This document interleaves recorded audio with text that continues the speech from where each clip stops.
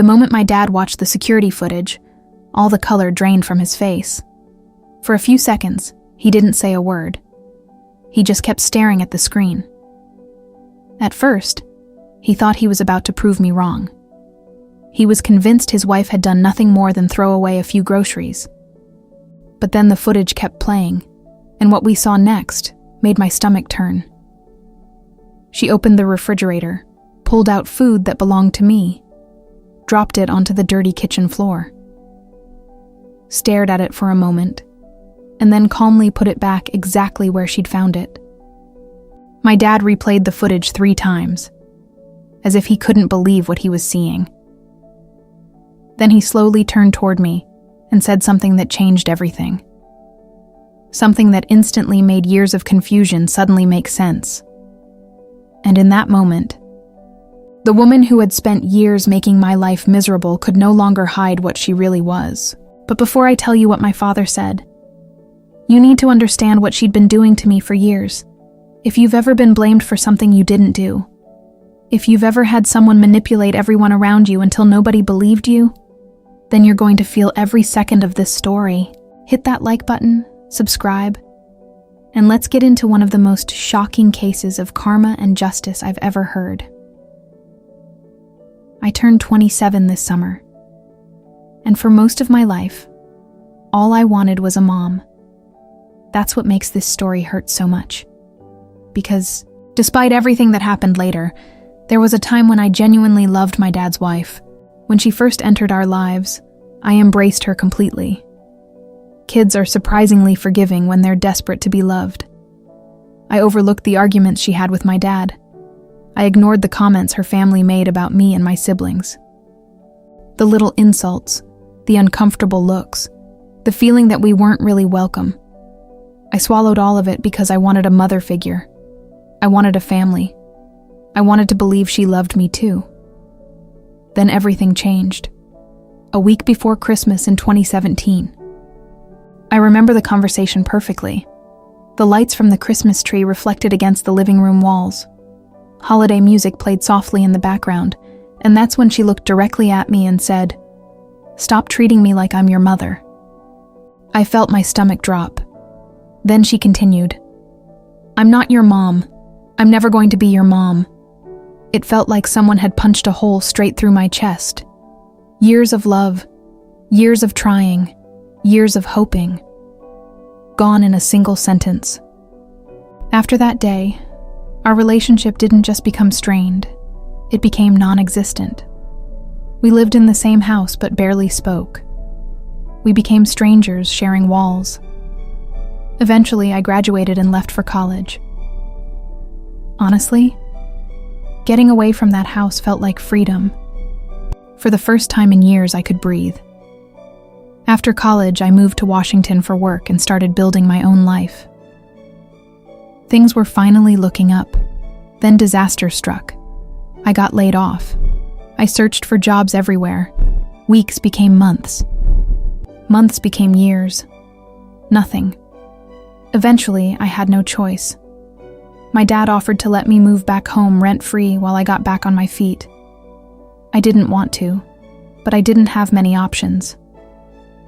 The moment I moved back in, the nightmare restarted. Only this time, it was worse.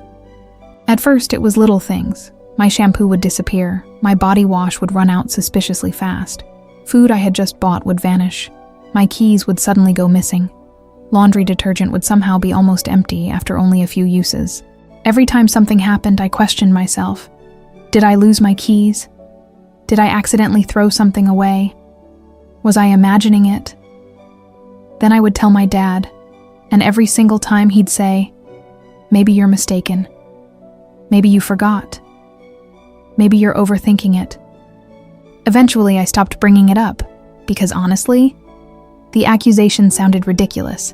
Imagine calling your father and saying, "Your wife stole my ketchup," or "Someone used my shampoo again," or "My bread disappeared." It sounds childish, petty, insignificant. But what nobody understood was that this wasn't happening once, it was happening constantly, week after week. month after month. Hundreds of dollars worth of groceries, supplies, and personal items disappearing. Death by 1,000 cuts. And the worst part? Nobody believed me. Have you ever had something happen so many times that you know you're right, but everyone around you acts like you're crazy? That's what this felt like.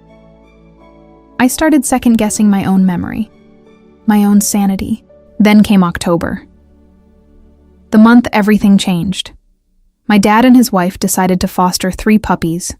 Eventually, they adopted them. Since everyone worked during the day, my dad installed a security camera in the laundry room facing the kitchen and breakfast nook. Its purpose was simple: watch the dogs. But that camera ended up revealing something much bigger. One evening I checked the footage, and there it was, clear as day. She opened the refrigerator, pulled out food I had bought, looked around, and threw it into the trash. I couldn't believe it.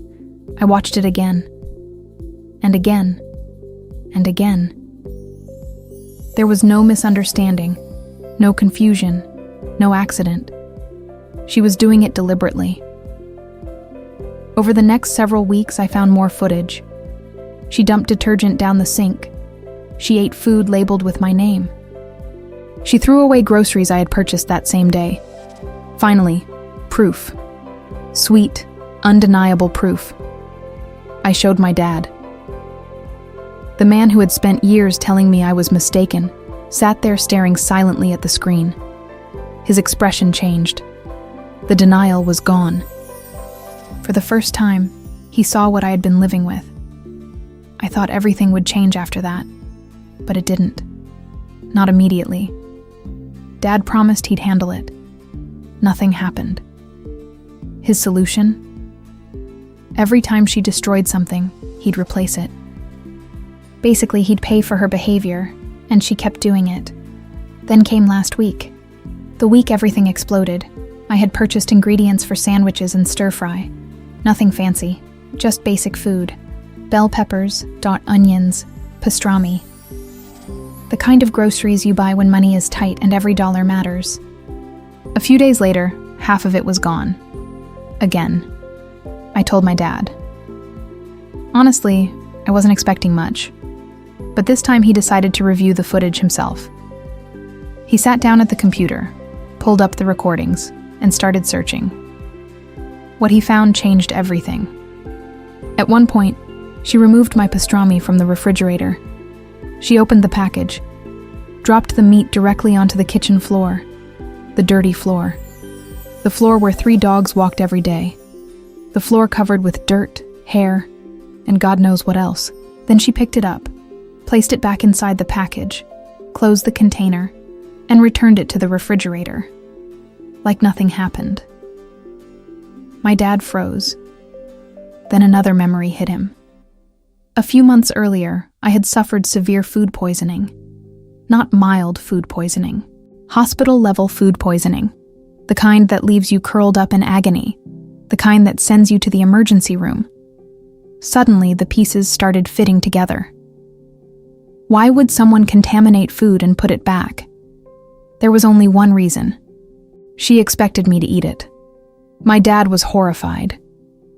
For years, he'd defended her. For years, he'd doubted me. Now he was staring at evidence that suggested his wife may have been making me sick. That same day, he confronted her. The conversation didn't last long. When she went on lunch break, he told her not to come back, just like that. It was over. A week later, every lock in the house had been changed. Her belongings were being packed into boxes. Dad made a rule. She could not enter the house unless a neutral third party was present. And he wasn't done. He's still reviewing years of camera footage stored on his computer, trying to determine whether there are additional incidents severe enough for legal action. For the first time in years, the truth mattered. For the first time in years, someone believed me. The real revenge wasn't watching her get kicked out. It wasn't the changed locks. It wasn't the boxes stacked by the door. The real revenge was watching the illusion finally shatter. For years, she convinced everyone I was dramatic. forgetful, immature, crazy. Then one camera destroyed the entire lie. And the most satisfying part? My father finally saw the truth with his own eyes. Nobody could manipulate the footage. Nobody could explain it away. Nobody could gaslight me anymore. The woman, who spent years trying to make me feel powerless, lost everything because of her own actions. And for the first time in nearly a decade, I felt safe in my own home. Sometimes karma doesn't arrive in a dramatic explosion. Sometimes it arrives quietly. A camera, a recording, a moment of truth. Years of lies can survive almost anything, but they rarely survive evidence. If this story shocked you, make sure to hit that like button and subscribe for more unbelievable Reddit revenge stories. And tell me in the comments, what was the biggest lie you've ever seen someone get caught in? Until next time, remember, people can fool others for a long time, but eventually, the truth always finds a way onto the screen.